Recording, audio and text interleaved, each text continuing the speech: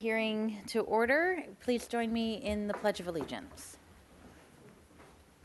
I pledge allegiance to the flag of the United States of America and to the republic for which it stands, one nation, under God, indivisible, with liberty and justice for all.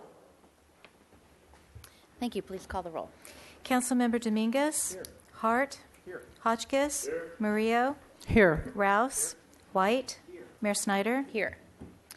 So I only see public comment speaker slips for budget-related items, which is great. So I'll open and close the general public comment section. Just so everyone knows the order, what we're going to do is we're looking at the entire budget. We know that there's a specific things I know we need to discuss about the library, where we're going to do everything else first. So staff and others who may want to comment on everything but library will be able to do so, and then we can focus on the library budget. So I see that there's some public comment for non-library stuff, so you don't have to wait till the end if you don't want to. So, but with that, Mr. Samario. Thank you, Madam Mayor, members of council. Bob Samario, Finance Director. So we are scheduled to adopt the budget in a couple weeks on June 27th. We've scheduled two meetings today and on Wednesday, during which council can provide us direction on the budget based on the presentations they've heard over the last 6 weeks or so. So we're going to go over to everything today, the things that we're looking for direction on specifically from council, and then we'll just wait for direction. I just want to quickly recap what we've done so far during the public review. And then we'll get into the Finance Committee recommendations. As you know, the Finance Committee, concurrent with Council's review, looked at a number of topics related to the budget. And so there are some recommendations coming out of those meetings. And then since even the Finance Committee review, we've had other items come up that we're going to ask direction from Council to adjust the budget for next year. Then we'll go through the deliberation and direction up on those items, and then we'll finish off with a discussion and some direction from council on the library admin fee. And just to be clear, even though we have scheduled a budget hearing Wednesday, it's possible we could do everything Correct. Tonight and not need the meeting on Wednesday. Yep. Just putting that out there, everybody. Okay, thanks. So real quick, we did have 6 council public hearings. They were all special meetings, meaning they were dedicated just to the budget, during which each of the departments presented their respective budgets. We also have, as I kind of alluded to, 5 Finance Committee meetings, and you could see the topics that they covered.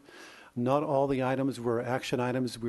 Some of them were informational, but we covered the general fund revenue assumptions. Those are for the taxes primarily.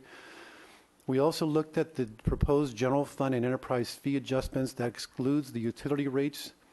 We also had some staff recommended adjustments. They reviewed potential funding of small energy projects, which we'll talk about, funding requests from community organizations. Information only item was on the city's retirement plan, as well as the reserves and policies.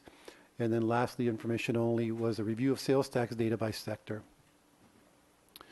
So these are the things that we look to the Finance Committee for recommendation to the City Council, and this is what they unanimously recommended. They did support the revenue assumptions that are contained within the 2-year financial plan for the general fund. Also, the proposed general fund and enterprise fund fee adjustments, again, separate from the utility rates. The staff recommended adjustments, which are included in attachment 1 to your agenda report. They also recommended a list of small energy projects, which are contained in attachment 2, which I'll cover briefly. And then lastly, the funding requests from community organizations, which are attachment 3, a summary at least. And then a part of that, we have the letters from the 3 organizations, C3H, PATH, and the Housing Trust of Santa Barbara County. Those letters are attachments 4 through 6. So looking first at the requests from outside organizations, there were 3 requests. One, again, from PATH, which is the Casa Esperanza. They had asked for continued funding of the current level, $125,000. We funded $125 in 16 and in 17. It's contained within the 2-year financial plan, so we as staff assumed that council would be interested in continuing that funding, so that request would not have an impact on the budget since they're already part of it. The request from C3H was a 10% increase to the current funding of $91,000, so it added another $9,100 for a total of $100,000. And this is just to cover additional costs and staffing that they're incurring. As you could see, with the funding recommendation for that amount, small dollar amount, would come from the appropriated reserves. That would be staff's recommendation. And then the third item is a request from the Housing Trust Fund of Santa Barbara County for, it's really 2-year funding of $25,000 each, so a total of $50,000. This item will be brought to the City Council separately by staff, I think in early July 11th perhaps, where they'll be recommending an agreement that provides for 2-year funding coming out of what's called the Socioeconomic Mitigation Program funds. These are monies we received a number of years ago. They're not part of the general fund, and this is where staff would be asking council to fund it out of those funds on a one-time basis of $50,000 spread over 2 years. So really the impact here, if with Finance Committee's recommendation, is the $9,000 increase. That would be the incremental impact to the general fund. And I won't go into these details, but there was a lot of discussion about funding energy projects which have some payback.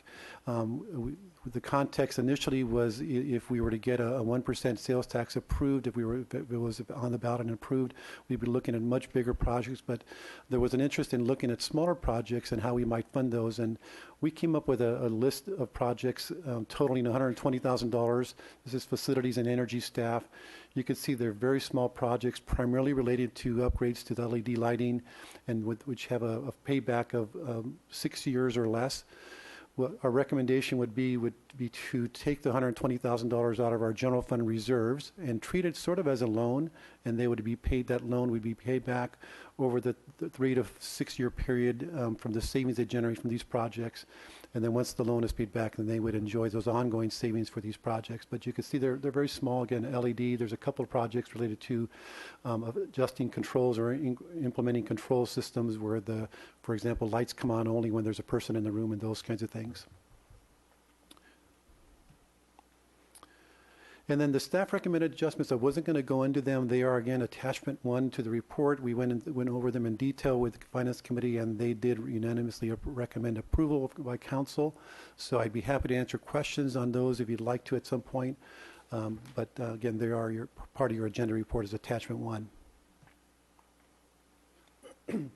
And then lastly, or not lastly, but one other item that came up since the Finance Committee review, wasn't part of that at least.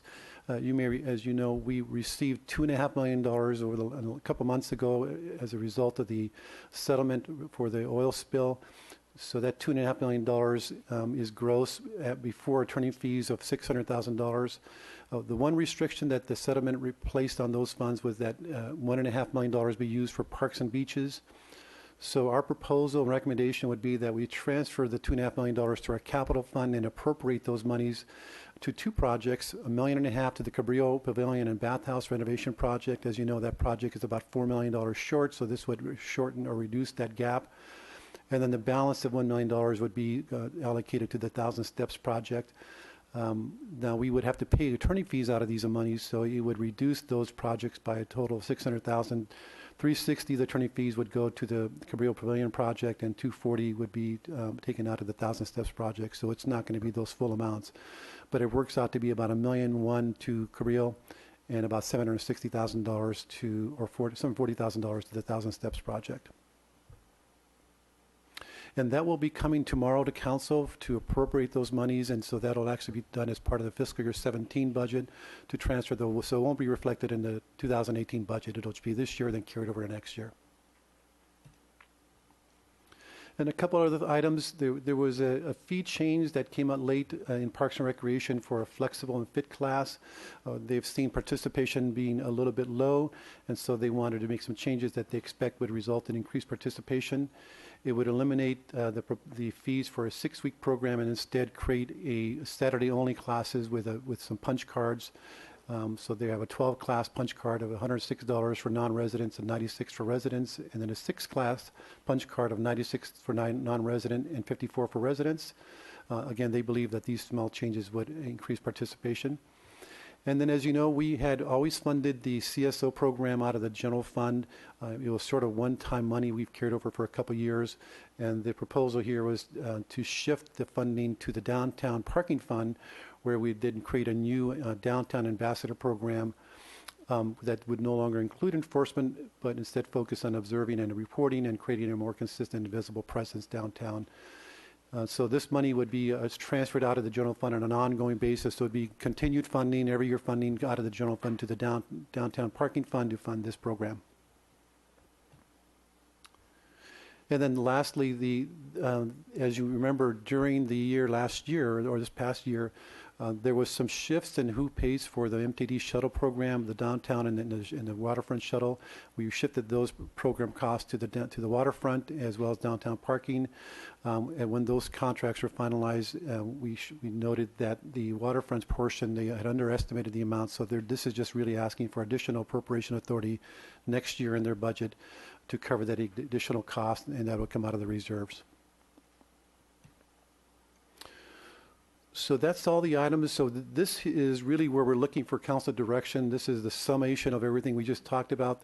The last item, number 9, really we don't need council direction because that will be coming to council tomorrow for approval for the current year. So it's really items 1 through 8 where we're looking for direction from council. And again, the Finance Committee essentially approved most of these items. Okay.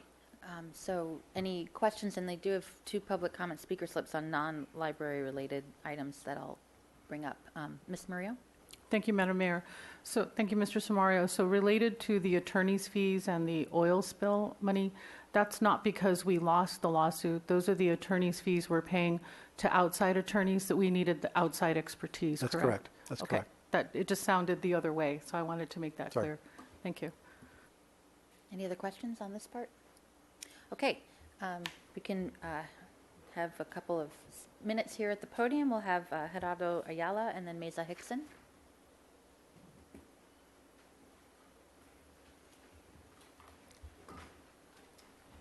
Good evening. Madam Mayor, members of the council, my name is Gerardo Ayala, and I'm a resident of the city of Santa Barbara and the former Arts Commission for the county for the 1st District. I want to start by thanking you, Madam Mayor, because you've probably been the best arts mayor the city has ever had, at least in my lifetime. So thank you for all you've done.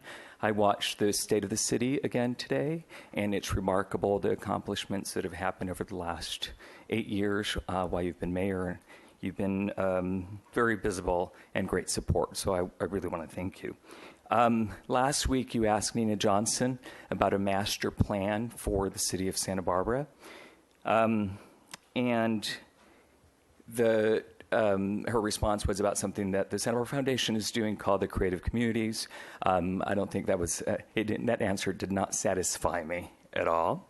I think that listening to the budget hearings around the art, one of the things that I think we need to do to move forward and to get this master plan is possibly for the city to consider in the future years hiring its own art staff and severing its contract with the county of Santa Barbara. I think that you're not getting the best deal for your buck in regard to that. And I think that if we're going to move forward with the master plan, especially given what's happening with State Street and in retail, the city really needs to commit by hiring its own staff. It used to have its own staff many years before they went to this new model, and it's time to consider returning to that. So I think that's it. Thank you so much. Thank you. Mesa Hickson?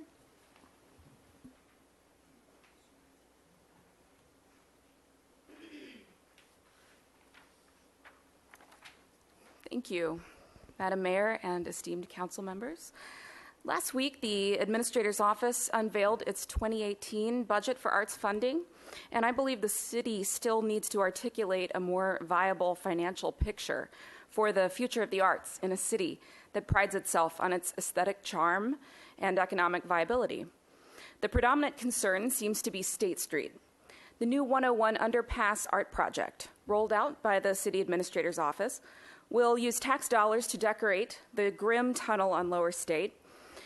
And while I applaud this effort to add art to the area, a large amount of money is aimed at removing the smell of urine and reducing car noise in the tunnel.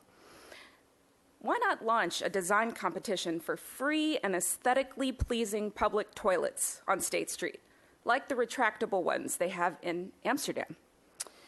We need bold, new public art commissions and creative solutions to our State Street problems. And we humbly ask you to listen to your visionary artists and curators first, not as a last resort. We are not mere decorative Band-Aids. We are the lifeblood of this beautiful town.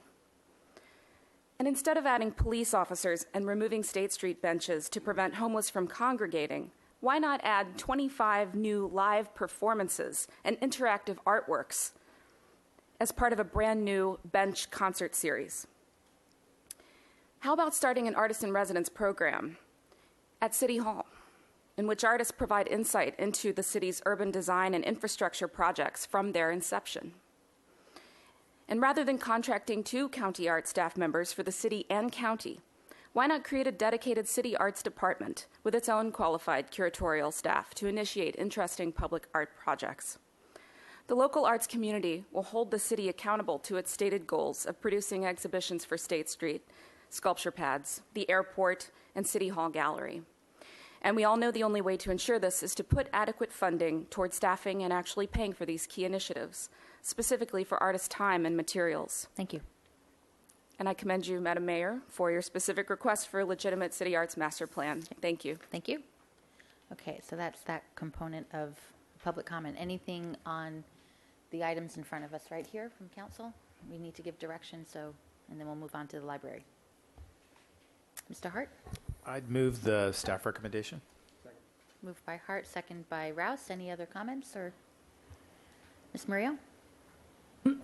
I'd just like to thank the Finance Committee for doing the heavy lifting, right? They did so much review of the fee adjustments and the energy programs and everything else. Thank you, and I'm ready to vote yes on the motion, Madam Mayor. Great. We'll have more discussion on the library stuff, but I have to say that this budget has one of the fewest amounts of changing parts during its process, and I think that's a good testament of us giving you direction and you being able to figure out how to make it work, and yet, you know, it was a good process, so I just want to commend you on that. All right.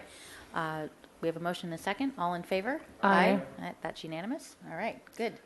Okay, Part 2.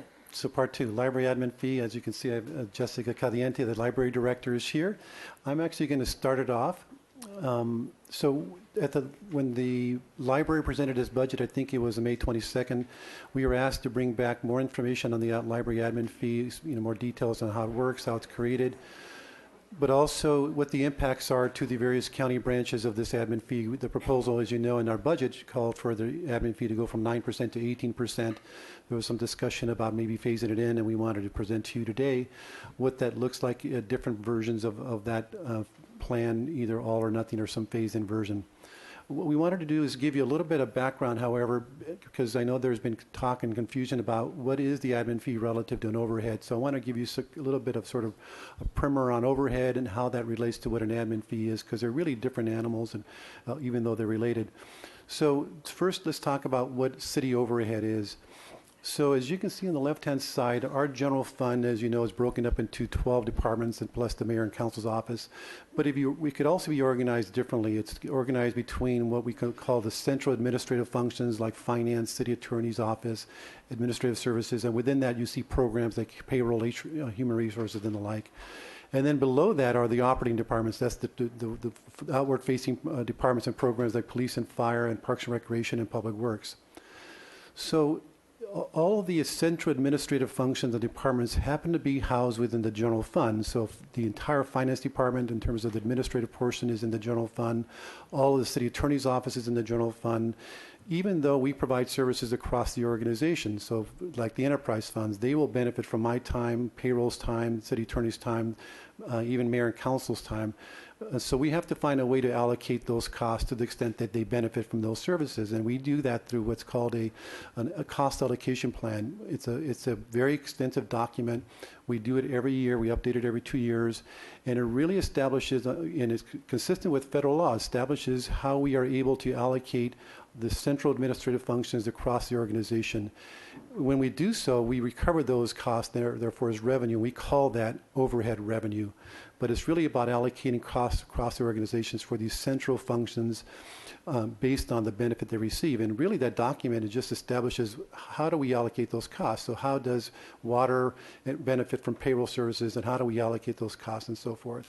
So it just so happens that, roughly speaking, the administrative costs are allocated or allocable about 50-50 between the general fund departments, because they also receive those benefits, versus enterprise funds. So you look to the right, those are all the enterprise funds, and we have a number of special revenue funds. So one of those special revenue funds happens to be the county library fund. They are separate from the general fund. They benefit from my time, payroll's time, HR's time, and so forth. So we allocate time to those costs to the county library fund. If you were to look in their budget, you'll see a line item called overhead. That's the cost that they're charged for all of those administrative times and functions. You'll notice that none of those things within the central administrative functions include the library. So again, that's nothing to do with library costs. It's just those central functions like finance and city attorney and so forth. So that's the overhead. Any questions on that piece before we get on to what admin fees are?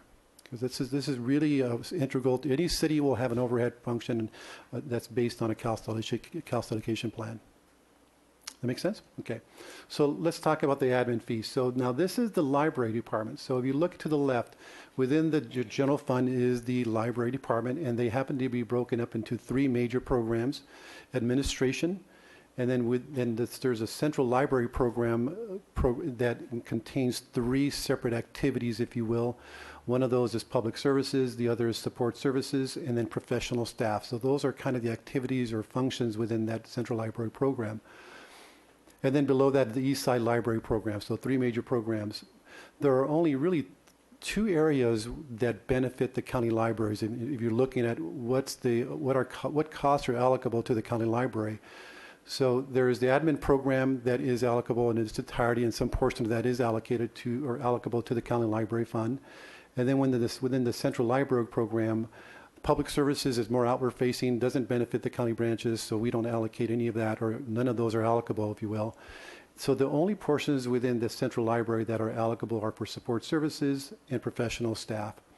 And we've looked at those costs and those people, and essentially what we do is we allocated, or we could allocate to the county branches amounts based on the number of people that are in those branches and the size of their budget. So that's what an admin fee is purported to do, is recover costs based on the people and their base, and also based on their budget.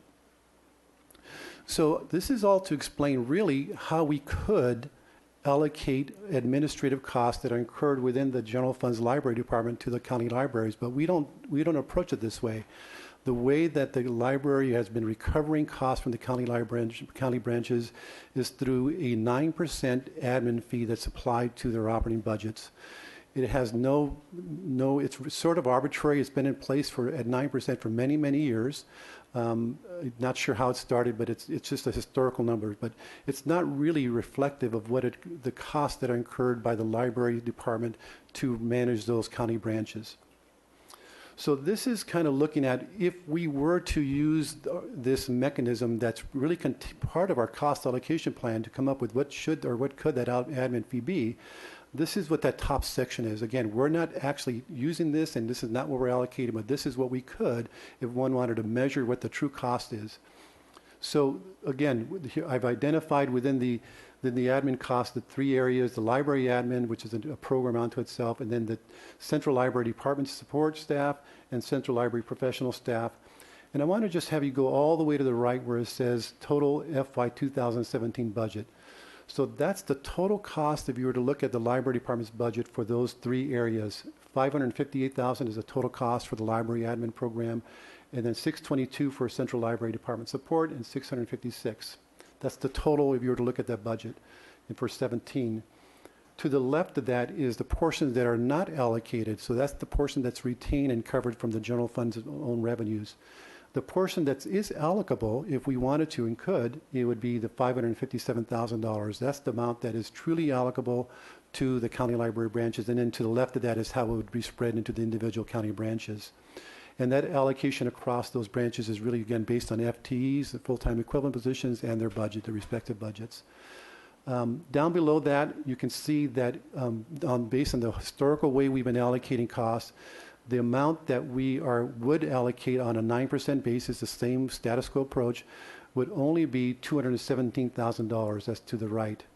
So $217,000 under the old way of allocating would be less than half of what we could allocate under an appropriate cost allocation method to the library. What the city had proposed is to doubling that admin fee, going from 9% to 18%. It would get us $434,000 next year.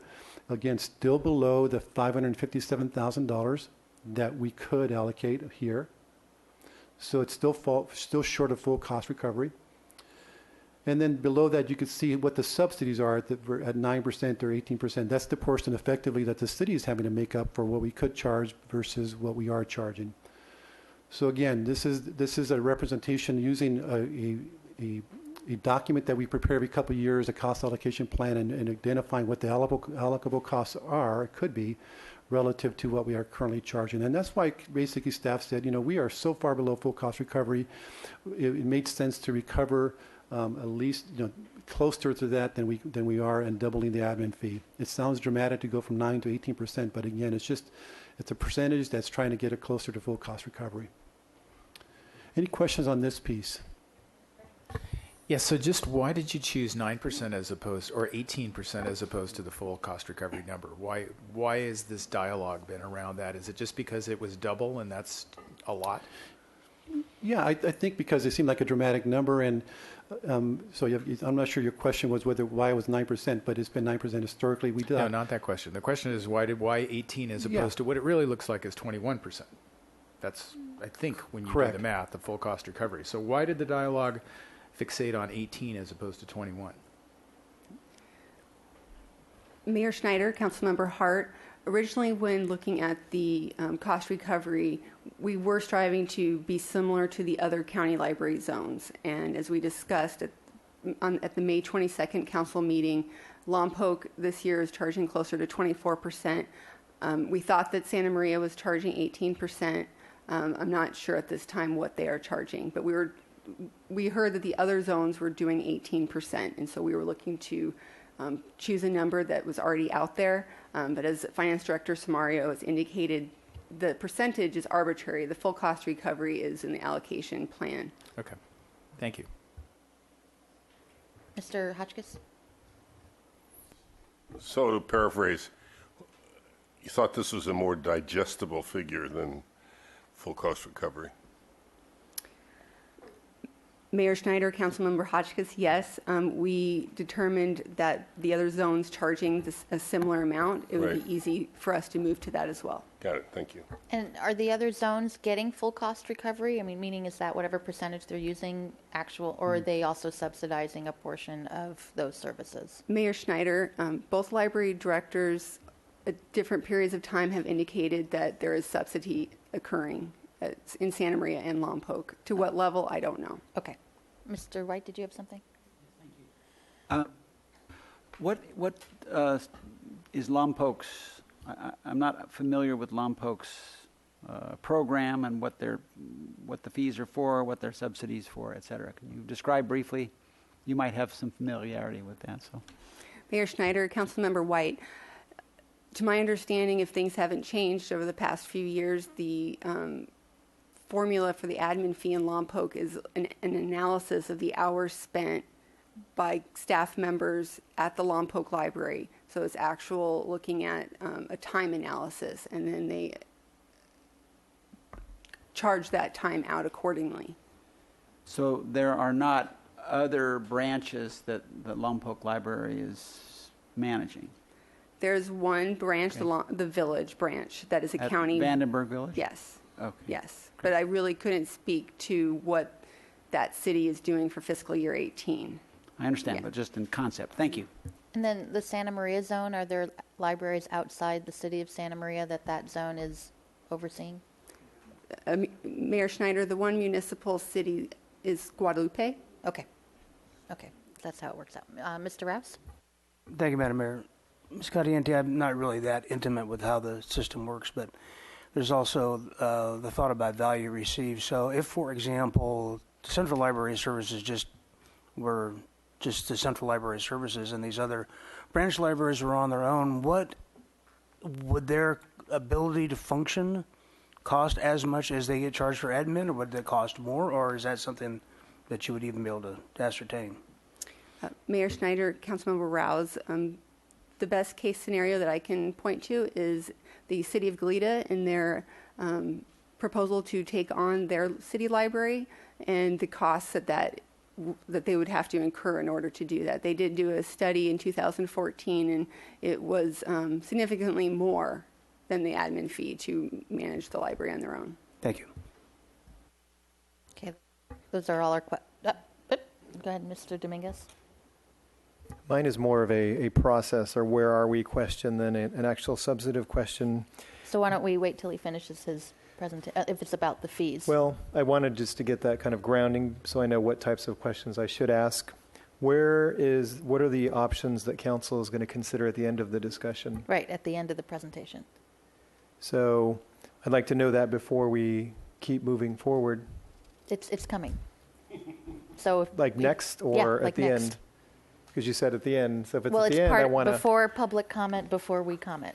And the reason I'm confused is we just had a motion and that was unanimously approved, and I'm having trouble because there's an A, B, and C, and it was recommend council approval. So are we seeking to approve the numbers that you're giving us, the 9%, 18%, or full recovery?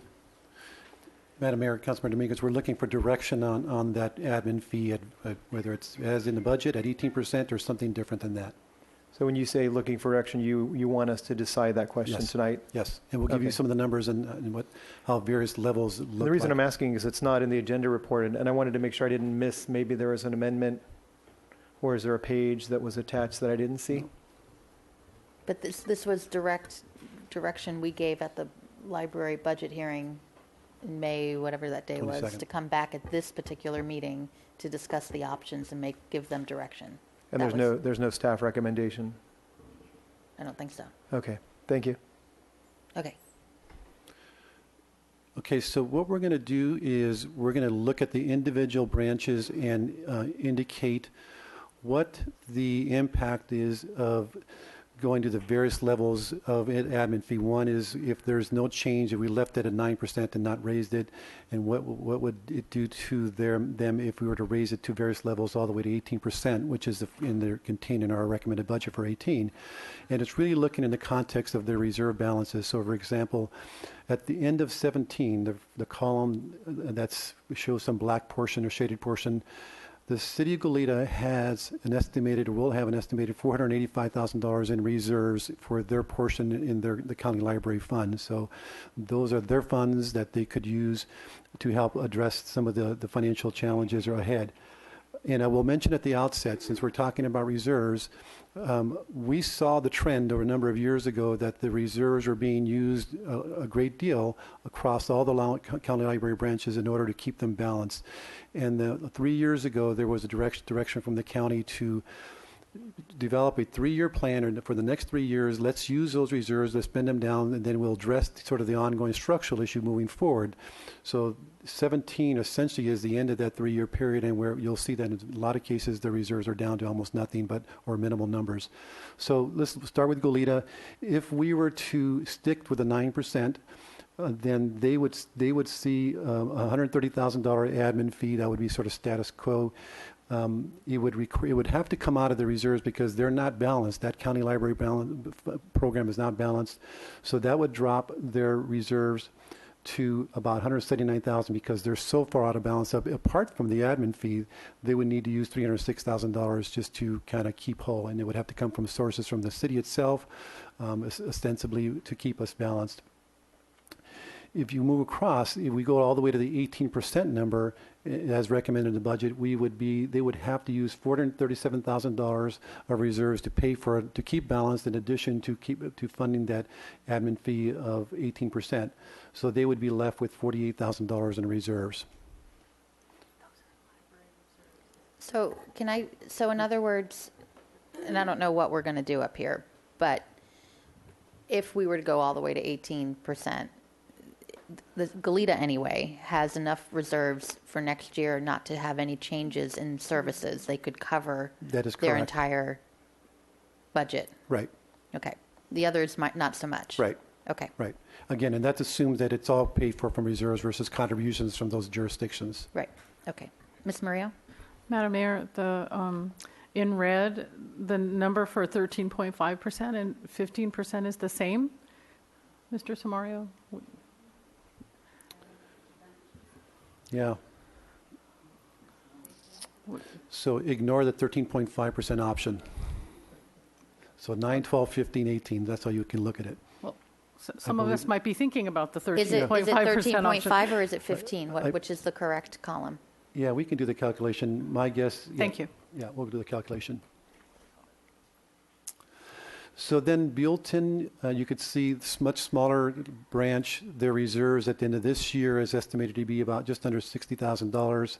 And you can see, again, same formula, same approach, what their reserve balances would be. At 18% to the far right, they would still have a small amount of reserves of $7,000. Again, assuming the entire budget, their deficit is made up from reserves versus any other contributions.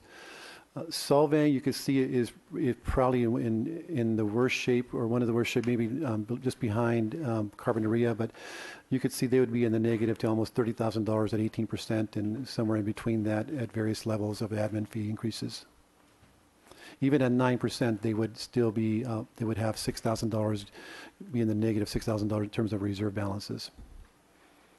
Montecito, 86,000, almost 87,000 at the end of this year. They would end up with 23,005 if we went to the 18%. Carpinteria, they are already in the negative at the end of this year. That's a projected number of about $1,200. So they would be the most impacted from a reserve perspective. They would be at 90,000 below reserves. It would be basically on deficit reserve. We wouldn't allow that. We would need a contribution from that agency in order to keep them whole. So any questions on this piece or these pieces? And I think Ms. Caliente has a number. Yeah. Go ahead, Did you Mr. Quick question. Do the other cities agree with the numbers that we're putting up here? Have they seen them in their agreement or not? The admin fee numbers? Yeah, well, just these numbers that we're talking about, yeah, and the reserve effect, are they in accord with us on this or not? The reserve balances? Yeah, Well, all these we'll numbers. let you- The other when you cities speak, said, you yes, can okay, we certainly see what you're saying, and we agree with those numbers. I'm not make a recommendation. I just want to know if our estimates are in accord with what they say. Yeah, I'm not sure that they would independently be calculated. We maintain these numbers, so we maintain the book, so we are calculating the reserve impacts based on these admin fees at different levels. So these are numbers we develop, we create, because we account for all the monies. Okay, so that's not in debate then, is what we're Right. saying. Thank you. Who? Okay. We oversee the county budget program, and so the reserves part of it is from the per capita funding. That whole thing Yeah. we put aside. There's going to be a study. They're going to figure out what to do and whether there's any changes. We're not Right. making any changes to that. We Right. made that decision. But some of these reserves had to do with monies left over in each of the different libraries from Right. that per capita funding, right? Right. Okay. So who gets that information every year? How do people know what's in their reserve balance? And who are they? Madam Mayor, a couple of different ways. We do communicate with the city managers, and also there's a library advisory committee that meets quarterly. Every March of every fiscal year, we're required to give 3-year budgets at that meeting, and each city has a representative at that meeting, as well as the different districts in the county. And okay, but does the county have? I mean, okay, so you're talking to the cities, but you're also talking to the county. I mean, it's the county library system, right? Mm-hmm. So does the Board of Supervisors get this information, and how do they get that information? Mayor Schneider, George Chapshin, the Community Services Director for the County of Santa Barbara, receives the budgets and then, I believe, passes those on to the Board of Supervisors. Okay, so for example, these numbers here that you're working with, when was that information given out to the cities and the county, like, and how?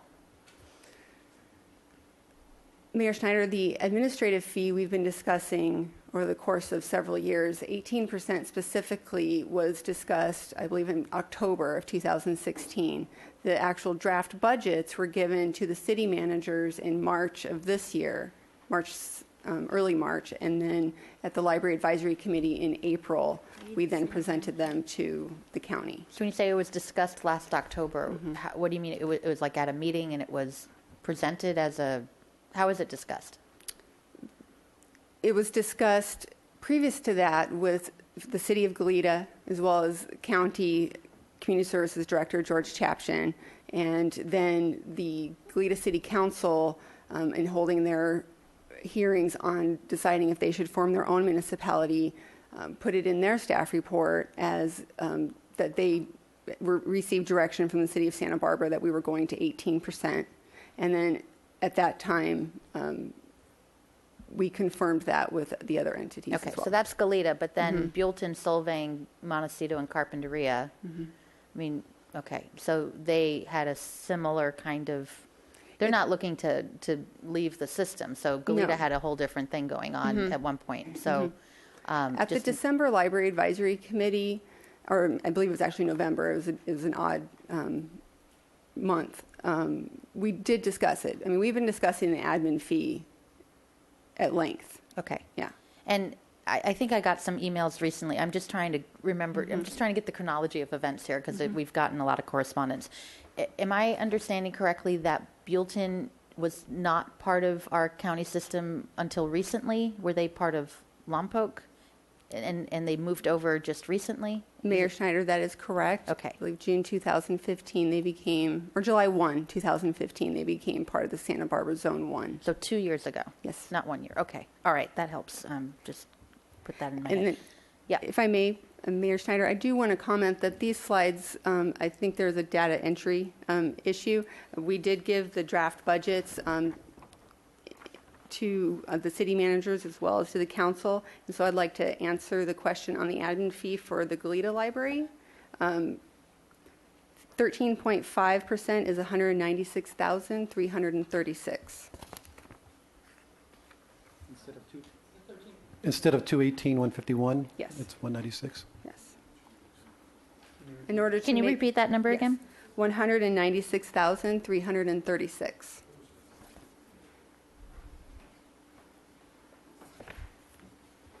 $196,003 something.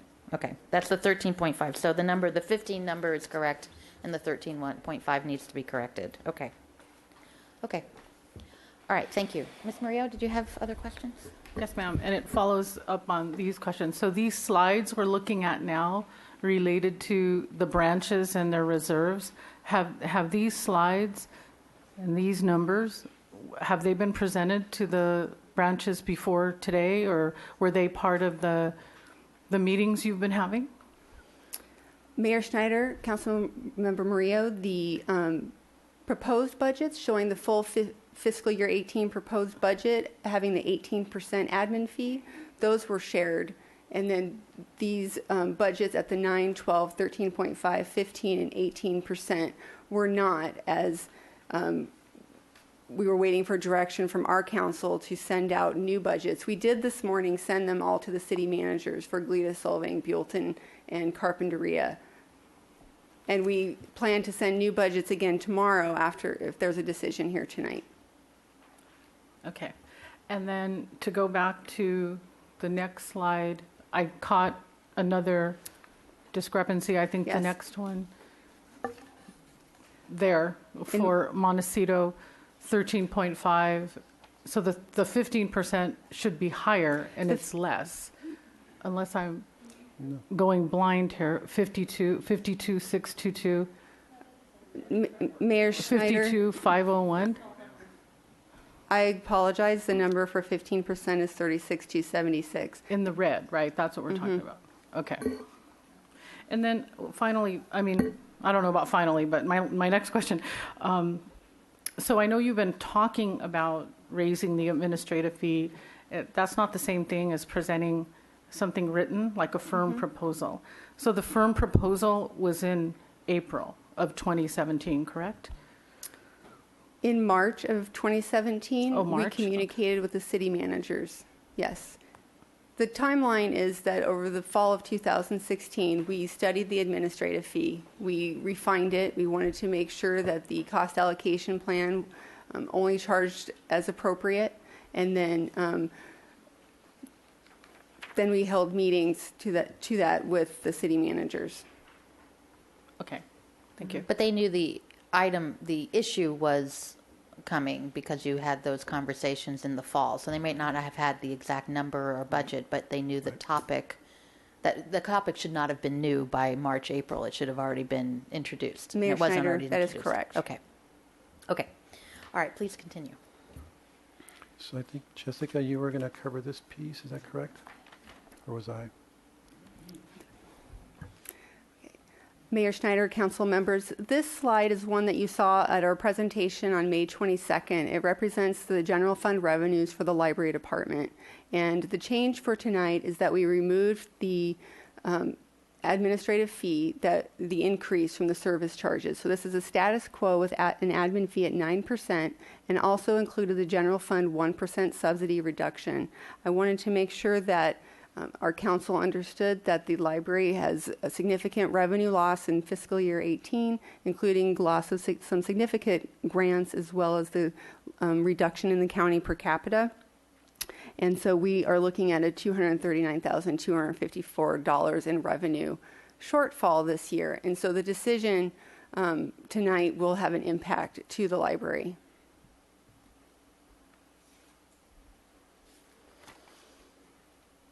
And then again, one of the items requested to bring back is how we could possibly meet the gap if there is a reduction in the proposed budgets.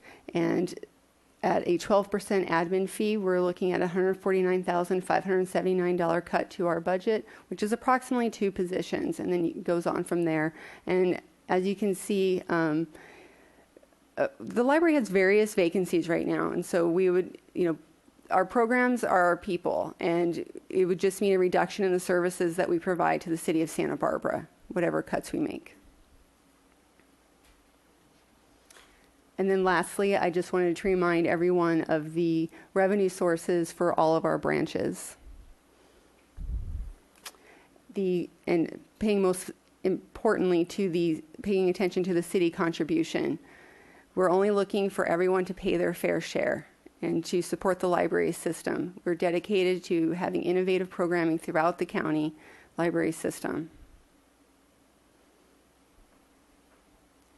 That's it. And that concludes our presentation for tonight. Okay. Any other questions before I open public comment? Okay. We'll go to public comment. I'm probably going to say deja vu all over again. It's going to be, but welcome back to Santa Barbara City Hall. We'll start with Mayor Perotti of Goleta. And is Dana Grossi here? And you're giving your 2 minutes? Okay, so Mayor, you have up to 4 minutes, and then Councilmember Bennett, you'll be next. Welcome. Mayor and City Council, I'm here today speaking as Goleta's mayor and as an individual supporter of all libraries.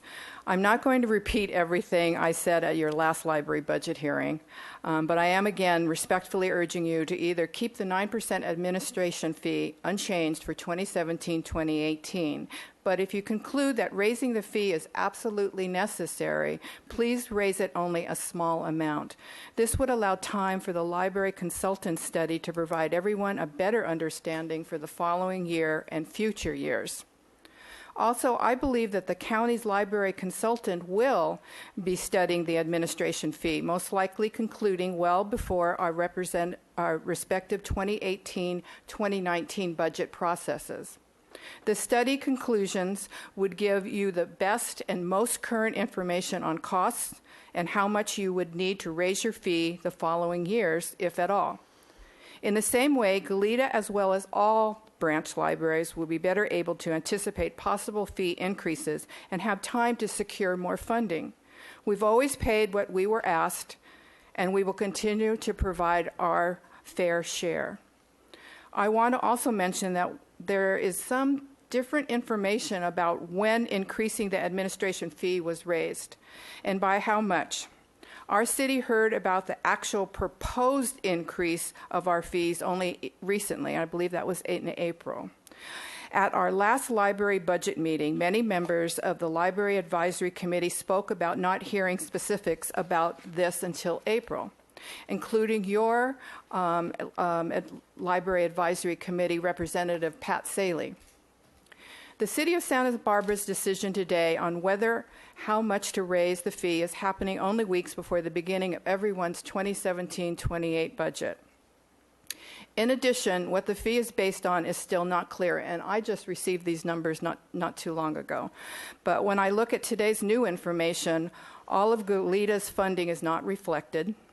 Second, if the fee is charged on the total revenue each library provides, the administrative fee listed is $15,260 too high in the 9% column, so I saw a discrepancy there, and continues to be too high under every percent increase listed. If the 9% is applied to something other than total revenues, it's fair to ask what that is. As I mentioned last time, basing it on the total revenue creates some disincentives for libraries to raise funds independently of the county's funding, such as Goleta's Measure L library tax. Goleta's library, like the others, will have very little time to raise more funds to adjust if a big fee increase takes effect in just a few weeks. So every library may have to almost immediately cut hours, staffing, and programs. I'm confident that you will consider all the immediate and dire consequences of applying a large fee increase now. It would result in immediately and drastic service cuts to many who need the library most: kids, students looking for a safe and quiet place to study, our seniors for a gathering place, and people whose only internet access is the library. Please don't let that happen. Thank you. Thank you. Councilmember Bennett, and then Miltez. Madam Mayor, members of council, I want to start off by thanking you by sticking with the per capita allocation that was proposed originally and has been traditionally done. And so I firmly want to make sure that you understand that we do appreciate that very, very much. In this evening's conversation in regards to the administrative fee, I would just ask that you don't go for full cost recovery at this time. From the 9 to 18% obviously will be a stretch for many of us, and some it'll be almost impossible. But I understand where you're coming from, and I'll let you make that decision. I would like to point out, however, up there on that particular slide, if you look under other funding, that $430,713, the majority of that money comes from the city of Goleta. Even though you're not giving us credit, this becomes a real issue for us because we constantly state our residents pay through Measure L, just like the county unincorporated Eastern Goleta Valley pay through the Measure L effort that took place in 1989. That's no different than coming out of your general fund. It's coming out of our residents' pockets. That's tax revenue. And it should be appropriately and properly indicated so that you wouldn't see just a 7% from the city of Goleta. You would see a much higher percentage than that. That's one thing. I heard you state about the library system. One of the things I've learned from the state library, of all people, we have 3 systems: Santa Maria, Lompoc, and Santa Barbara. Santa Barbara County is not a library system. Santa Barbara County is very unique. You contract only for per capita. That's the county's involvement. It's yours, it's the city of Santa Maria's, and it's the city of Lompoc's. Those are the 3 library systems recognized by the state of California. I just want to make that clear because, again, that's another one of these issues that seems to continue to get confused with staff when we start talking about issues. And we really need some clarity on all these things. I would really, really appreciate that part of it. Thank you. Thank you. Mr. White has a question Thank you. from Mr. you. Bennett? Councilmember Bennett. Sorry. Hi. So you alluded to the Goleta line there and the $430,000. That is Measure L, you Correct. said? Could you give us a little more information on, could me anyway, that information on that? Measure L passed when and what is it? The Goleta Library was essentially going down the tubes back in the late 80s. So the county put on the ballot for County Service Area 3, which was already in existence. Those residents represent where Measure L was voted on. Of course, City of Goleta didn't exist back then, so it included all of the incorporated area as well as the unincorporated eastern Goleta Valley. It doesn't include any of the other unincorporated folks. And it passed overwhelmingly. It passed in 1989 to approximately 80+%. So the residents overwhelmingly supported that. And unfortunately, for many, many years, or maybe forever, I don't know, I've only been involved in the last 10 and a half, the city never gets credit, nor does the county get credit, as this is a general fund contribution. But the reality is it's coming out of the taxpayers' pockets. However you want to look at it, it's still coming out of that very focused, specific pocket, if you will. No other library in the county voted to support their respective local library to keep it going and keep the doors open and keeping people paid. So that's where it came from. And that's a property tax? It's a parcel tax. Parcel tax, great. And then we learned, I know we've been castigated for changing our approach to these things. Our state legislature changed the law on how you can go forward with a parcel tax. It used to be universal, both in the city and in the county. And we were proposing to change. We were proposing to ask the voters to increase it. And at the very last moment, we found out, oh, well, the state legislature a year or two before that had changed the law. So you couldn't have the same kind of parcel tax in the county unincorporated area that had been previously voted on, which was the same in the city today and the same in the county. They would both be different. So we scrapped the effort, and that part didn't go forward. So, you know, we've been blamed for consternation. It's only because of circumstances that we've been dealt that's caused us to have to go back and punt and start over again. Okay, thank you. Okay. Thank you. Milt Hess will be followed by Larry Nimmer. Mayor Schneider, members of City Council, good evening. My name is Milt Hess, and I'm here this evening in my role as chair of our library board. Last month, I appeared before you to affirm the library board's position on the administrative fee that Santa Barbara charges the branch libraries in Zone 1, which is our zone. I would like to again remind you that Santa Barbara has subsidized the branch libraries in Zone 1 for millions of dollars over the past 10 years and probably longer. And the library board recommends that we stop subsidizing the other libraries now. So although the affected communities are opposed to it, our library board advocates an increase in the administrative fee to 18% for the next fiscal year. And thank you. Thank you. Larry Nimmer, and then Tara O'Reilly. Do you have a video? It's not. There we go. Hi, I'm Larry Nimmer, a filmmaker from Carpinteria. I have a short video to make to show you supporting. I see it's 2 minutes, so you better turn it on. You only got, there you go.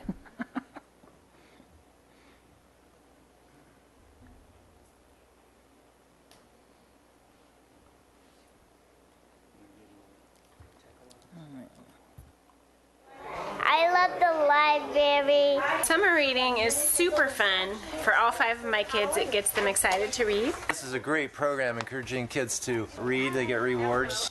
Yeah, I like to come here and read the newspapers. Well, I come to use the computers for employment. Do you not have a computer at home? I do, but I just find it quiet here. It's a good homework center. We get 1 hour on our homework every computer, so really it's good. I come to the library 2 or 3 times a week. I use it for looking for a job currently. And, I don't have a computer at home, so I use it here.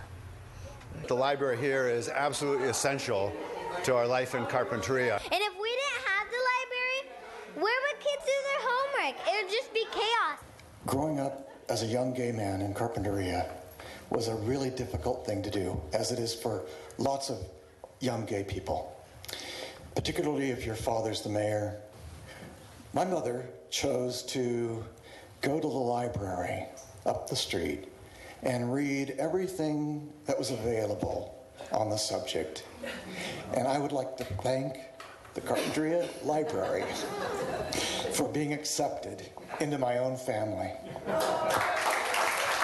And the best part about it is that these people here are all nice to me.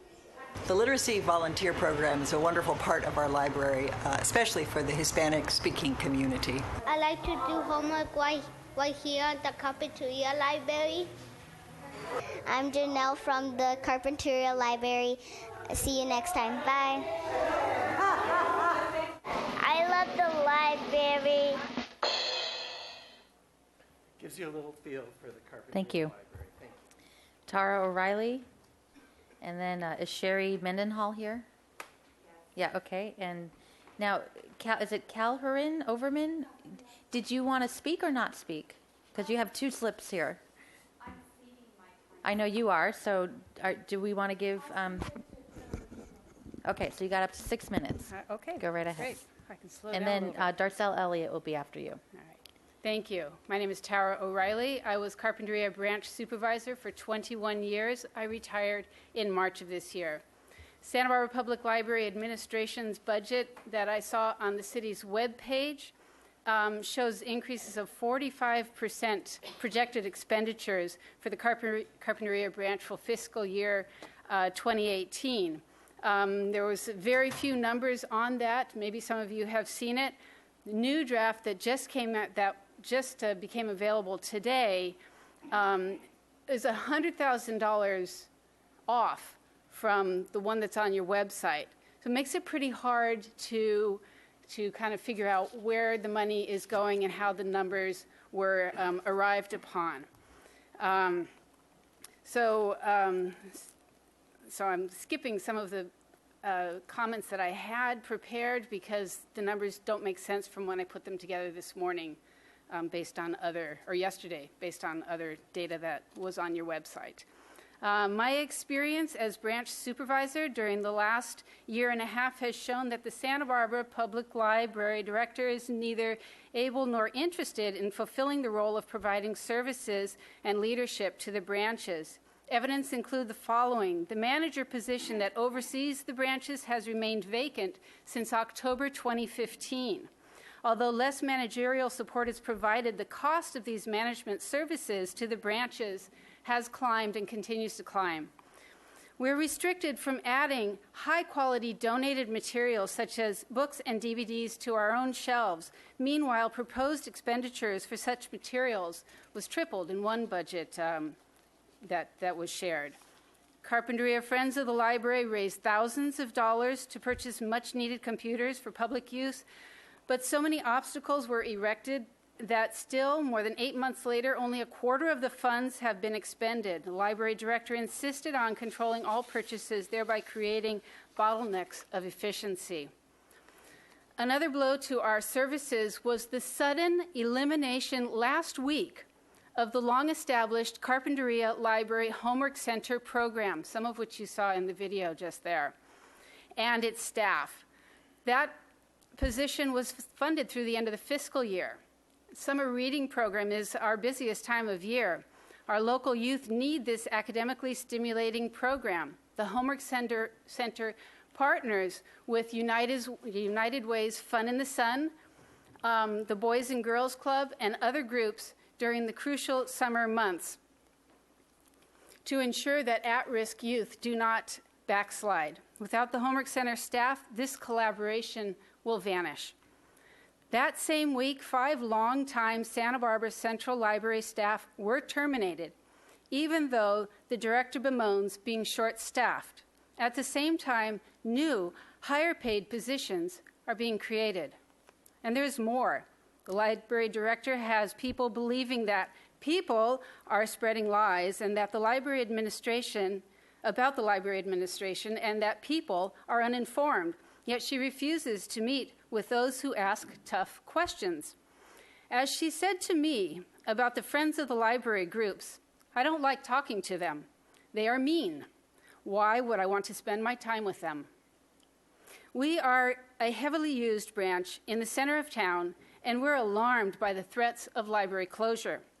These are the reasons that I oppose the increased administration fees at this time. This is also why I support the county's investigation and pursuit of an alternative organizational structure for the branch libraries as proposed by the Library Advisory Committee. I'd be happy to provide additional details or answer your questions. Thank you. Mr. Dominguez has a question for you. Yes. Hi, I have a question. So you mentioned a lot of things in your remarks. Did you speak with anyone to help resolve these issues before now? Which issues? Any of the ones you mentioned firings? about personnel or not being communicated with or not getting responses? They're, well, in what capacity? I mean, I've been on there's the position that has not been filled for a year and a half. I don't really have any say in that matter. Well, I'm just curious if you spoke with anyone about that.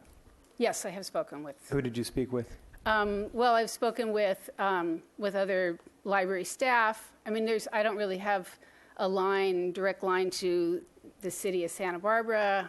We have all of us, and I was just going to say in the future, feel free.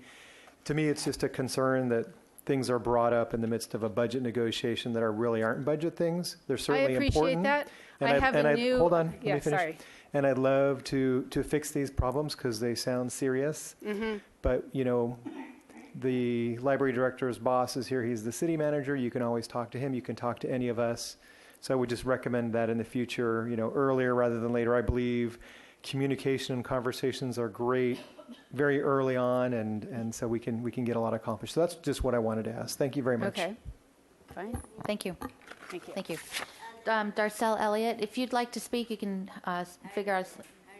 Okay. Darcel Elliott, then B.L. Borve, George Relis, and Mayor Sierra.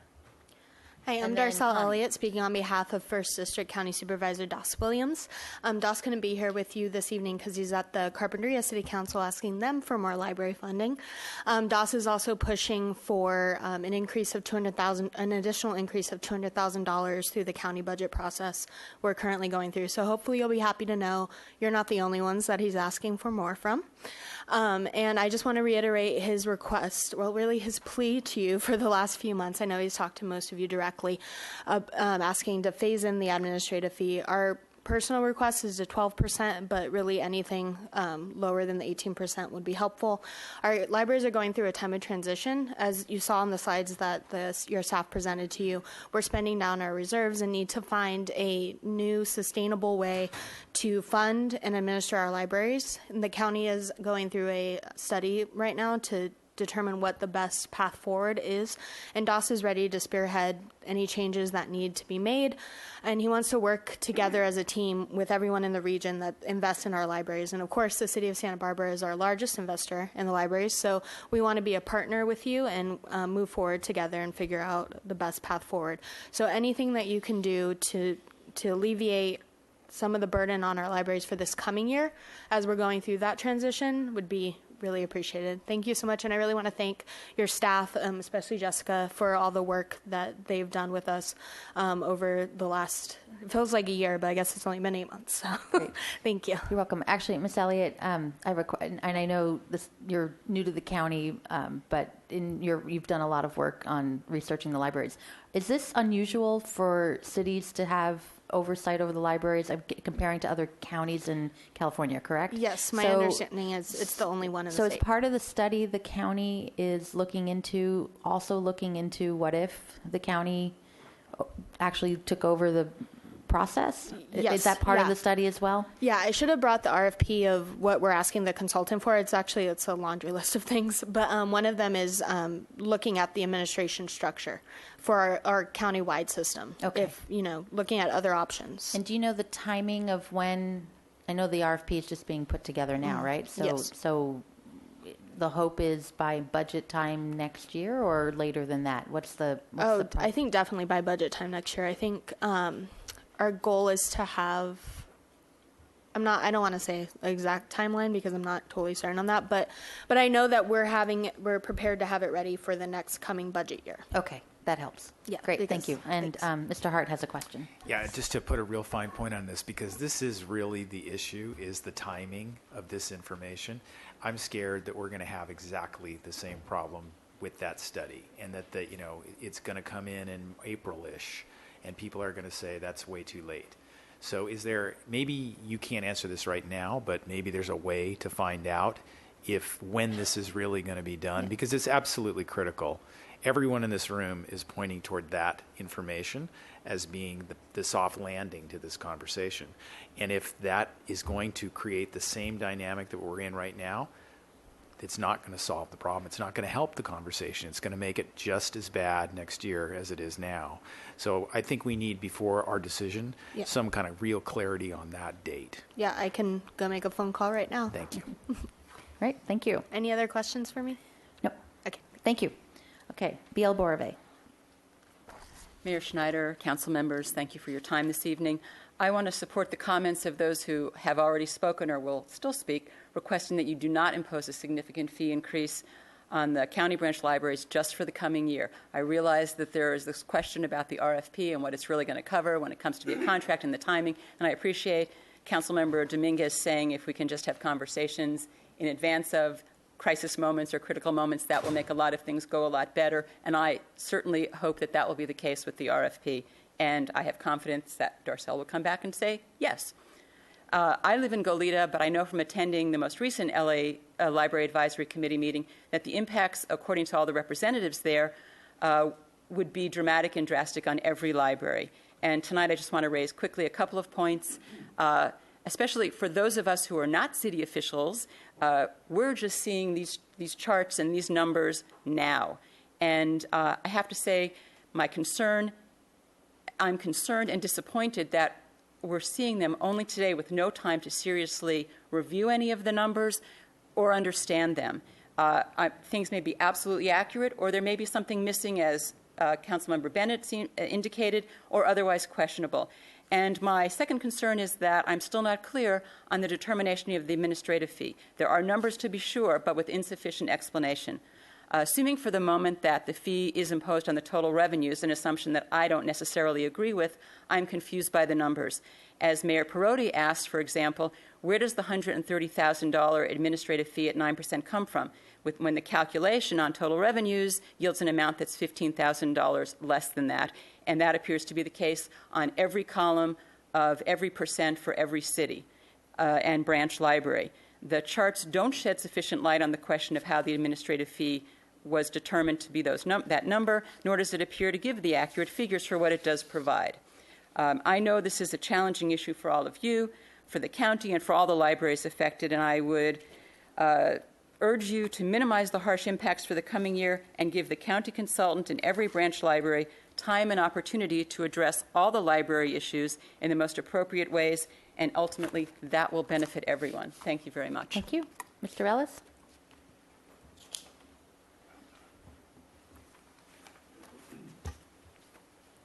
I'm George Ellis, and as you know, I'm from Goleta, but I'm really here to speak for all the libraries, as I know you are. We can all acknowledge there's been some disagreement about when libraries were notified and how specifically about the possibility of a city administration fee being raised. However, there are some things that are quite clear. We know that many of us heard about it at the May 22nd meeting. We heard for the first time that you've been subsidizing libraries for millions of dollars. I'm pretty sure it was the first time where I think you would have done something about it earlier. And I only cite that because I think it's an explanation that Goleta and other cities are not leeches. We're not taking advantage of something. If we don't know about the subsidy, how can we be taking advantage of it? That's the first thing. We also know that several oral and written requests about what goes into the administration fee, how it's calculated, have gone unanswered. Lots of people have asked for it, and we want to know more about the fee, and this has not been illuminating. And the inconsistencies actually puzzle us, as BL just mentioned. And the reason it's important is not so much because we doubt the fee, but it's important because if we understood the fee, we could adjust to it. We could look at it and say, oh, look, we're being charged for this. Well, maybe we can't afford this. Maybe we need to afford something else. But we can't do that right now. It seems highly likely, as you've heard, and I think you appreciate, that the county's consultant will be studying not just the allocation of funds, but also this fee. And we think that's really important. And most of all, it's really clear that we're 3 weeks away from the budget starting up. And it's really clear that if you do something drastic today, people are going to get hurt. It's not something clinical. Those people you saw, they're going to get hurt. The people, many of whom can afford the least to be hurt. They need a place that's safe. They need a place to look for jobs. And I'm not impressed that we could all go down with the reserves. First of all, not all libraries can. And second of all, look at your reserve. You don't want to spend down your whole reserve. Reserves are there for a reason. It's not just a piggy bank that you go after. So I'm asking you respectfully, please consider a moderate increase, if any, until we can get the data. And when we have the data, we'll pay our fair share. Thank you. Mayor Sierra. Mayor Schneider, council members, thank you for saving the best for last. Sorry, just kidding. I am representing the city of Buellton, and I am a member of the Library Advisory Committee. And I went to the Library Advisory Committee in March when all of the budgets were coming out for each of our libraries, Carpinteria, Solvang, Lompoc, Santa Maria. They had their budgets. District 1 was a blank page. There was no budget. They hadn't put it together yet in March. In April, when it did come to us, our library director was unable to make that meeting. So it's been very hard for the city of Buellton to try to figure out how we're going to come up with a 130% increase. We were very fortunate to be able to join your city library system from Lompoc. And the first year, the 2015-16, we paid 9% of per capita. I think you got my letter. Last year, it was 9% of the total budget, and that was a big jump for us. We still paid more in, $141,641, because we'd had to close the library an extra day, and we wanted to reopen that day, and we were getting our own library supervisor. Well, we paid the money so we could get those things done, and unfortunately, we got our supervisor, I think, was it April of this year, and we're still closed on Thursdays. So that's why we show some extra money left over once they get into our surplus. When we joined, we were very excited. You've got a beautiful library system. We were so happy to be a part of it. We had never been told that we were being subsidized. And Buellton we're a pretty proud little town. We like to take care of ourselves. But this 130% increase is really steep for our citizens, our 5,000 residents. And we would truly appreciate it if you could increase that over a time period or wait until the county study is done. So that's it. Thank you. Appreciate your help. Thank you, Mayor. And then, Connie, did you want to speak? It has to be about the library, right? Because your message said something different, so. Yeah. You said Buellton didn't have a library in 2015? No, it just moved from one system to another. Location to another. Whoever managed it was different 2 years ago, that's all. Yeah. Okay. What's the other thing I wrote down? Something about bathrooms. Yeah. There's been a lot of controversy in this town regarding bathrooms. Okay, but you and need when to, they're you need open to keep it to the library. and what time they close. Okay. So I think you should look into that since the water's all filled up now. Thank you. Great. Okay, that concludes the public comment. It's to the council. Madam Mayor? Yes. Just a couple comments. One, Darcel just indicated that the study would be, Ms. Elliott, would be completed at the end of the calendar year. Okay. So that's the plan for that. I also want to just talk a little bit about the admin fee because there's questions about where does it come from. It's hard to see the details. So if you can appreciate it, there is a lot of detail behind those numbers that I summarized for you. The details are in a cost allocation plan, as I mentioned. There are a lot of math. It's a document that's about 3 inches high. Within that, it spells out those costs that we're talking about. If one wanted to see the details, and I think one of the city managers did ask for that, and I provided sort of reconciliation to that plan. But it's a plan that we have to, it's not something we can choose how it's created. It's based on federal guidelines, how we establish it. So it's really a complicated plan. We have a consultant every 2 years that updates that plan. So, but the numbers are derived from that. plan, and you could see that if you wanted to get into the details where those numbers of $557,000 come from if one wanted to do that. But we didn't do that because there's a lot of detail. It could be really complicated here. Okay, thank you. And Yes. one last thing, the admin fee. So our expectation is that it's really a policy discussion, a decision of council, how we spread an admin fee or how we pay for that and recover that. We weren't expecting at least that would be the scope of an RFP for the county in the unincorporated area, because that's really comes out of our own cost allocation plan. You could ask for that, but we weren't expecting that would be part of that, because that's really our policy and what our costs are and how we would spread that out to the various branches. Okay. Mr. White. Thank you, Madam Mayor. So may I ask a couple more questions at this point? Absolutely. Okay, thank you. I'm curious about how this started and what is the city's benefit, what are we getting out of this arrangement where we're running so many libraries? How and when did it start? Mayor Schneider, Councilmember White, in terms of the entire county system, when did it start? When did Santa Barbara City start managing libraries outside of its jurisdiction? Over 100 years ago. Okay. Initially, I believe that the city of Santa Barbara managed the libraries for the entire county. Okay. And then I believe approximately around 1959, 1960, it was broken out into the 3 zones. And then still at that time, Carpinteria, Buellton, Solvang, and Goleta were not incorporated cities. And so, but today it's a different structure, in which we have 4 municipalities in our system. And so there's been many funding discussions going back to at my time here in Santa Barbara, just back to 2015. Again, Community Services Director George Chapshin, recognizing that the funding is decreasing. In terms of what we get out of it, that is an open-ended question. I mean, we're supposed to get collaboration, the benefit of purchasing power on a bigger scale, being able to buy in bulk, as you will, but that requires all participants to be paying a certain portion, their piece of the pie.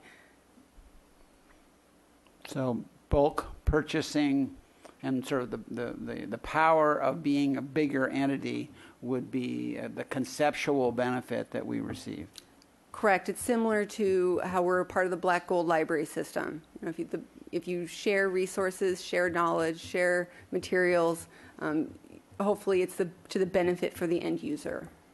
But the Black Gold system could run. It's run with independent systems as well, which we're not managing. We could still be part of Black Gold systems that we don't run. Would that not correct. be the case? Okay, thank you. And let's see, a couple more. Do you know of, does staff know of other comparable services that either Santa Barbara provides or other cities provide to other entities in our area? Is this just absolutely a unique experience here? Madam Mayor, Councilmember White, I could think of in the enterprise area, water, we treat water on behalf of other jurisdictions. I'm trying to think of what else. Not us. Yeah. I mean, from the county perspective, they certainly provide sheriff services to smaller communities like Goleta and Clark. County is a different animal there. Okay. All right. That's enough for now. Thank you, Madam Mayor. Thank you, staff. Mr. Rouse? Thank you, Madam Mayor. So, for the pleasure of losing money every year, we're getting kind of the regional finger wag here. So I'd like to ask a few questions about the way things were posed tonight and see if I can get some understanding. First of all, I'd like to talk about the timing. We talked about that last time. I'd like to talk about it again because many agencies feel like they were taken by surprise by this, and that's wasn't my understanding. But do you have a response to that, Ms. Caliente? Mayor Schneider, Councilmember Rouse, as I indicated previously, I have met with the Community Services Director for the county since 2015. It was my understanding that he was communicating as well to the cities. And if that did not occur, I do not know. and with all due respect to Mayor Prodi, in the City of Goleta's council member agenda report for October of 2016, they do mention the 18% admin fee. And so as the library director, and I believe it was at the May 22nd meeting where council member Hart indicated that his father had so many bosses, well, I too have to have a lot of people that I'm trying to keep in the loop, and I do my best to make sure the city managers are aware of issues. For example, I've communicated with the Carpinteria city manager many times via phone or email and don't always get responses. And so sometimes things don't make it to a friends group or something like that. But I can assure you that I am trying to communicate everything to all of the different entities. But the county's role in this, as it is a contract with the county of Santa Barbara, and their representative, George Chapshin, should also be communicating all of these discussions and changes. And in terms of giving a specific budget with 18% on it, that couldn't really be forecasted until our own city finance had all the different allocated costs and things of that nature. In February of 2017, the City of Goleta indicated they would like to stay with the Santa Barbara Library System. And so that is why we could not issue budgets for the March LAC meeting. But we did have a meeting in March with all of the city managers where we shared all of the budgets and discussed the increased admin fee, did the same presentation that you see here explaining how the cost allocation worked, and that's where we discussed the unincorporated split as well. All right. And then I understand how arcane our admin fees can be interdepartmentally within our own city, so I get that part of it. But Mr. Samario, can you, I am also confused by looking at the reports in terms of how the admin fee percentages are calculated. Are they a percentage of total revenue, or is it a different number? Madam Mayor, Councilmember Rouse, they are a percentage of the operating budget, the expenditures, not revenues. So that, I think that's why there was some the particular... expenditures, Yep. not the revenues. Yep, so it's 9% applied to their total operating budgets. Total operating expenditures. Right. Okay. So I was looking at the wrong number. All right. Thank you for clearing that up. Sure. Anyone else? Yep, questions, comments, whichever. Okay. Mr. All White right. and then Ms. Murillo. Okay. Well, I'll jump in with some comments. I sure appreciate the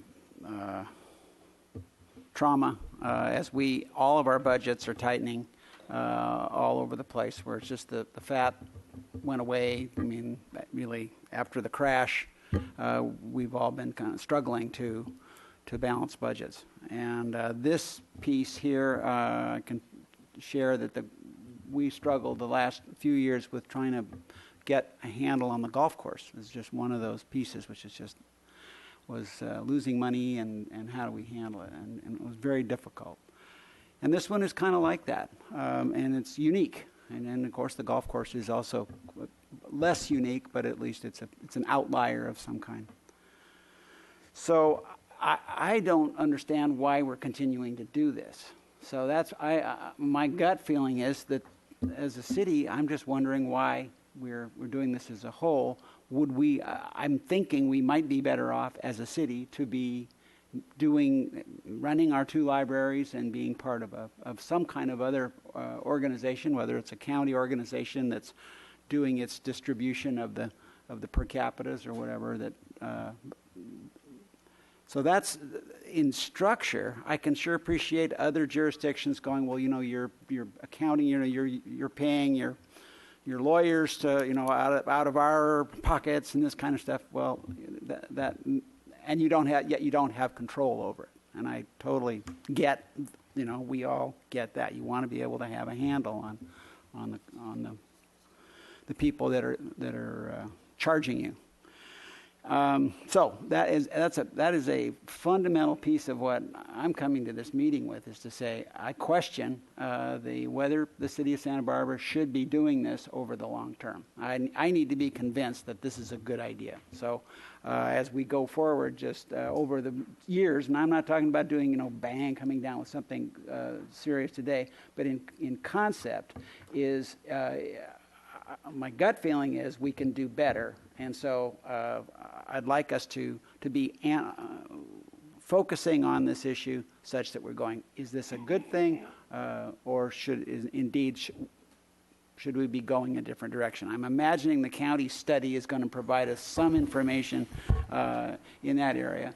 But we can do the same from our end too, and analyze our system. Obviously, if money that is, all the comments about the kids in Carpinteria or everywhere else that are benefiting and would lose out, we have the stories are the exact same here on a bigger scale. The East Side Library could double down, could triple down, and we'd still have kids that need help and so forth. So the fact that it's not somebody that's getting cut off, it's somebody that's not somebody isn't coming into that library and getting services who might otherwise have if this money were available to us. So the squeeze is a little different form, but it's a squeeze. So that's the direction that I want. I want the city of Santa Barbara to be focusing on whether this is a good idea to even continue this, let's say on a 3-year kind of a time frame, that in 3 years we would conceivably be out of the business of running libraries throughout the county. And that in the meantime, I'm game to cut the subsidies by, let's just say I like that the 13.5 starts to show up in there as a number. The 13.5%, okay, is somewhere in there. As a way to, it's a goodwill gesture to all of our partners and neighbors and such, and so it would be a phasing. So those are the two basic pieces that come out of my launching into this effort. I look forward to hearing what my colleagues have to say. Thank you. Ms. Murillo? Thank you, Mayor Schneider. I'd like to start by expressing support for our library director and our library department, and I have faith, Ms. Caliente, that you'll go forward and solve these challenging issues. And I heard about the personnel changes in Carpinteria and down in the Central Library, and these are delicate matters, and I know that they'll be handled in a sensitive way. And it's true, I think we have been subsidizing the branch libraries, but the folks are right that we haven't made an issue of it, and I'm not ashamed of that or resentful, and I'm glad that libraries have been flourishing as much as they can under that system. But that's not to say that we shouldn't make a change going forward in terms of the overhead fees. And I'm hoping Goleta doesn't leave the system. I'm sure you're looking at that, but maybe we're stronger together. And I really like the idea of the shared costs and bulk purchasing, and centralizing things would help the smaller libraries. And to Supervisor Williams, I really like the idea. I came away from the last meeting with the sense that people had a love of libraries. And thank you, Mr. Nimmer, for bringing that sensibility back tonight. And that I really felt like we could start working together just based on that. And maybe that's why there's so much arm wrestling going on out there, because we all just love our libraries. And I think someone from the city of Santa Barbara, I offer myself, should be engaged with Supervisor Williams if he's really doing something that's system-wide, because we have been the umbrella organization for these last 100 years, and we should be part of that. But some of the solutions are beefing up the Friends groups, Community Service District. Bravo to Goleta for passing that and generating funds from the residents to support the libraries. Private fundraising events. There's a whole lot of ways to raise money in private money for public libraries.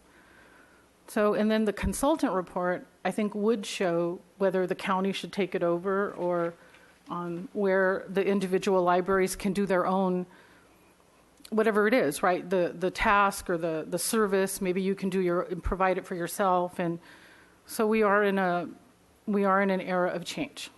And let's try to do it nicely. And I would support 13.5% because it's halfway between 9 and 18 just for this year. And then maybe the consultant's report will tell us more. I used to work with a man named Mr. Tuttle, and he used to say, we'll be smarter later. So I think the consultant report will be smarter later on how to handle next year's question. But I do ask that we stay civil and put the libraries first. Thank you. Thank you. Mr. Hart?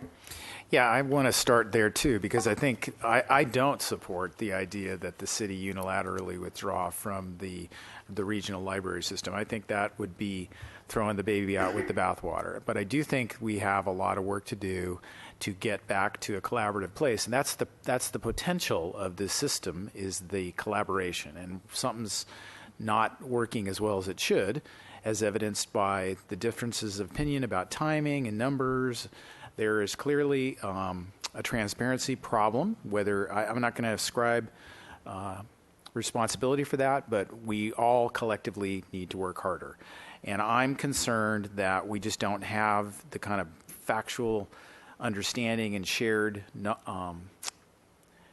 agreement on the facts as they exist today. So I personally don't think we should increase the fee this fiscal year. But I do think we should send a very strong signal that next year it will be a certain amount, because I think we are going to get into this trap, even with the good timing of this study from the county. And that's, thank you, Ms. Elliott, for sharing that.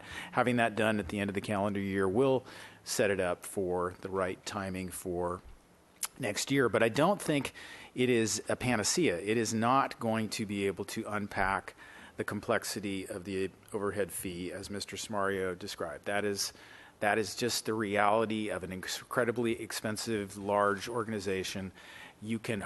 No consultant in 6 months is going to be able to duplicate that study and provide independent analysis of that. There will be more questions from that process than there even is today.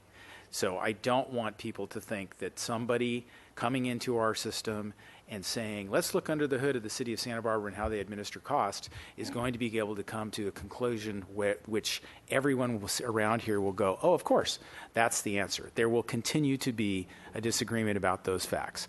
So what I don't think what I'm sensing is there is recognition that with this new information, there is some cost subsidy going on of some amount. And I would hope that we would be able to kind of come together as a collective group and say, let's not have this pain now because it's sudden and it's a surprise and it's too impactful on the folks who are using the services. But let's figure out some compromise number for next year, and then we can have a longer, more protracted, involved, fact-based conversation about where this all ought to go. In my hope, with the goal of continuing the collaborative effort that we're all trying to work in, because we are stronger together. There is an upside to this in terms of the professionalism. The people is the programs. The professionalism, the economies of scale that come with having a larger system is significant. I know that from my dinner table conversations with my father. You can have a branch, you can open up the doors, you can have this level of staffing. That's one library system, or you can have a professional system that is sharing responsibilities and costs and economies of scale. That's a modern 21st century library system, and that's what we ought to be aspiring to. Not just degenerating down to each little community has its own building, that it's open a certain number of hours, and the book and materials budgets are not the economy of scale, orders of magnitude, sophistication that can come from a collaborative system. So I understand that represents a potential cut to the city's internal library budget, and I'm not prepared to do that either. And I think that's what our job up here is to not have those choices like that. We have other ways to address that issue rather than having this pain go to the library, and I think we should exercise that judgment up here. And I think that's what our job is to do. Mr. Rouse? Thank you, Madam Mayor. Well, we have two tremendous community resources within the city of Santa Barbara, the East Side Library and the main library branch. Both are valuable, as are the branch libraries, because they become community centers, they become centers of culture, meeting places, and a lot of services besides just checking out books. I get all that. However, as I look towards the future, I have to lean towards what Mr. White's saying. I go, are we really prepared, and are we really doing the right thing going forward, trying to manage things regionally when it is actually a rather unusual situation? Unfortunately, like Ms. Elliott said, we will have some results from the study by the end of the calendar year. So, but as I look at the numbers of the various libraries, it seems like there's a ticking time bomb anyway. The administrative fees notwithstanding, everybody's still operating in the red going forward. And like a lot of things, like retail, like whatever, brick and mortar libraries are going to have to evolve somehow, because at some point in time we're all going to have to figure out how we're going to finance these things. I think they are valuable. They're clearly they're the cultural center of all of our little communities. But at what price? At what point in time do we say we can't do this anymore? And I certainly don't want to do anything at the expense of our own central library, and especially not our East Side Library, which are really, really, really critical within the city. And I'm not as familiar with the branch libraries, but that's really what it is. So I would say, something like either a no change or a moderate change, like the 12% number for this year, pending what we can gather informationally, regionally, from the regional study. But I think Mr. White has a point. I think at some point in time we're going to have to rethink about our role and our mission, and whether or not we really are the people to administer Goleta, Carpinteria, Solvang, and Buellton. I don't know that. It's something we're going to have to consider, because clearly, if the numbers show, and it is, we do have a lot of expenses in personnel, and people. It's a people-intensive business to run. We're not on a good trajectory in terms of coming out, fiscally sound in the end of the game. So, I think that I would be supportive of something, not to the full 18%, but something either no change or something smaller in between, with an eye towards exploring the entire system within the next fiscal year and seeing how we want to do this collaboratively with all the partners in the game. Mr. Hotchkiss? Thank you, Madam Mayor. Numbers aside, does the system work pretty well now, as is? Mayor Schneider, Councilmember Hotchkiss, we've spent a lot of time talking about funding and equitabilities over the last couple of years, but overall, everybody who works at the branch libraries and at the city libraries are working as hard as they can to ensure services at all of the branches and city libraries. Do we have any feedback saying we're doing a good job? From customer's point of view. We receive comments all the time from our users, both in the city and throughout the branch. And while not all of them are compliments, we do receive large numbers of those as well. Okay. Well, I don't see tearing up the system just because we think it needs improving. I think it does need improving, but I would like to go forward with it towards the 18%, with half of that the first year and half that the second year. It's always going to be hard to get the price increased if I was in Goleta, for instance. But remember that we're taking money from people in Santa Barbara, essentially. So our job is to think about them. And that's what we're elected to do. That doesn't mean we ignore our neighbors, but it means that, as you're often saying about with transients, everybody has to do a job, and right now we're doing the whole thing. So I think it is unfortunately going to be painful. I don't think there's going to be library closures, but there may be some reductions in services or necessity in Carpinteria to get more volunteers. But I don't want to, I don't know if subsidize is the right word, but I don't want to shortchange people of Santa Barbara for the sake of others just because we did it that way for so long. So I would support, if others would agree, to going from the 18% and 15 half increments, first year half, second year half, so that everybody knows that's our target. And if the study comes back and says something different, then we ought to readjust. I get a feeling when the study comes back, we're going to all be here again and have a big fight all over again. So I don't think that the study's going to give us the silver bullet that we want. Anyway, those are my suggestions. Thank you for listening. Mr. Dominguez?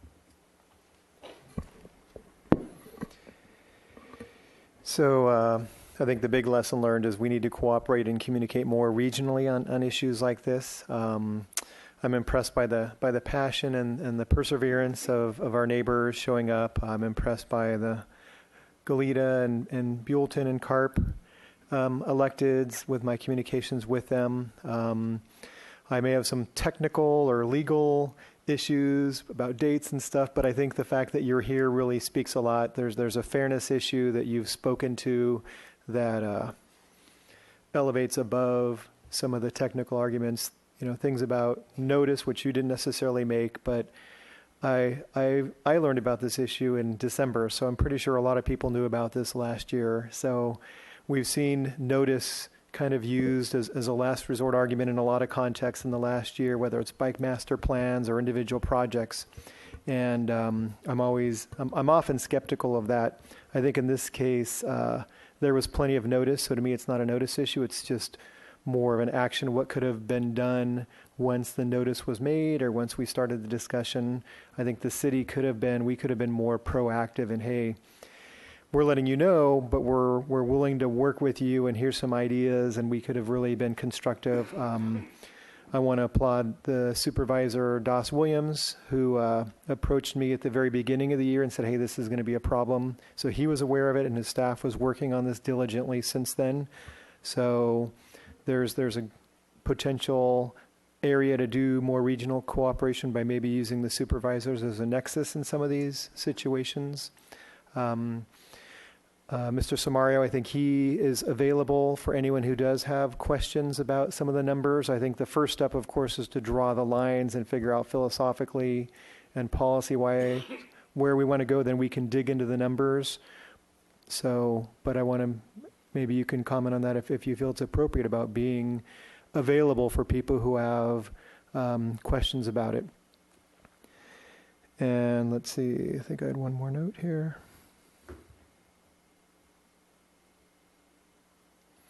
So I think coming from the East Side area, my district includes the East Side Library. We have 4,000 K through 12 students within 7 blocks of that library. It's a very important facility. So my concern is that library, that branch, would lose services depending on how we subsidize other branches. So that's where I'm coming from this. I'd love to see the 13.5. It sounds like that's the consensus from council. So that's where I would land. Thank you. Thank you again, many of you, for a second time on the same issue to come, and for all the emails for those listening. I don't want to repeat everything that was said, but I think there is consensus that obviously communication is a good thing. I would agree. I don't think any of us really knew the extent of the change or what the city general fund budget was providing to residents outside the city of Santa Barbara, really since maybe late last year when the issue was first come up, and that happens. And so I want to reiterate what was said during public comment. We're not trying to put blame on anyone saying you're taking our money. This has been an issue that has come up to the surface, and we're trying to grapple with it. Many emails I've received saying, please don't cut library services, and I say, right, exactly. And this is all library services. It's all, so it's not like we can take water rates and plug in library services. This is however our budget's going to work. If we're changing the 18% down to another number, that's going to be some library services somewhere. It just might be the city of Santa Barbara versus other places. So we need to work that out. I would much rather deal with the issue as a whole as opposed to nitpicking the numbers, because the numbers are complicated, and if we just looked at fault that something doesn't add up exactly right, then we're missing the point of what we're trying to accomplish, which is to have good quality library services throughout the whole area. So I do look forward to seeing this study. I would agree with Councilmember Hart. It's not going to just say, oh, now we know what to do next year, and we might get the report, which it'll have good information by the end of this calendar year.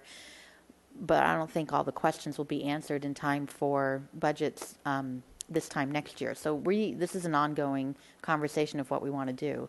I generally think that working regionally is good, and I wonder at the same time, it's been talked about, if we are the right entity to run the program. And so to me, it's just getting that information, and perhaps that study will help us illuminate better about what the appropriate structure may be. Just because we've done things for so long doesn't mean we have to or should continue doing the same thing in the same way. So I'm hearing consensus for 13.5%. And I think eventually, assuming we are continuing running this program, we need to ease in to have at least, it's not full cost recovery, pretty darn close to it over the course of the period of time. But I do agree with the comments that have been said that a big hit right up front is it's too much of a big hit. So to ease that in is important. I was relieved to see with the numbers today, at least for Goleta, that there's enough money in reserves to cover this cost for this year. So the concern about losing services, I don't think should be a problem, because you have ample money in reserves to cover that portion if we go to 13.5%. The other cities I'm a little more concerned about, obviously, for looking at what's in their reserve policy. I'm hoping Supervisor Williams is successful in Carpinteria. I would strongly encourage the voters in Carpinteria to consider a parcel tax like the Goleta area. I think that would serve you well. You have control over those funds into the library system. I think it would pass overwhelmingly, and I bet you would have support from throughout the whole region, because we all love our libraries. And perhaps Buellton and Solvang would work together on something similar as well that might actually solve some concerns looking into next year for potential new revenue sources. So I'll agree with, I think most of us got down to the 13.5% for next year, and I'm confident that we'll figure out how to make this work better for everyone. But it's all about the love of libraries, so that's really where we're all coming down to. So we do need a motion of some capacity if someone wants to make that. Ms. Murillo? Thank you, Madam Mayor. I move that our council approve a 13.5% administrative fee for this year. For fiscal year 18? For 2018. Okay. Is there a second? Second. Okay, second by Hotchkiss. Okay, Mr. Hotchkiss to the motion. Did you have something? Mr. Hart? Yeah, I'm just not going to support the motion. I think it's too much too soon. Okay. And I would prefer that we phased it over a 2-year period. Okay. All right. To the motion, all in favor? Aye. Any opposed? No. Okay, that's 6-1, Hart's opposed. Thank you very much. And with that, is there anything else for the good of the order, as they say? No. All right. That's it.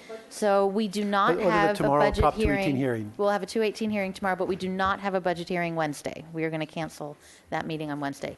Thank you very much. We are adjourned.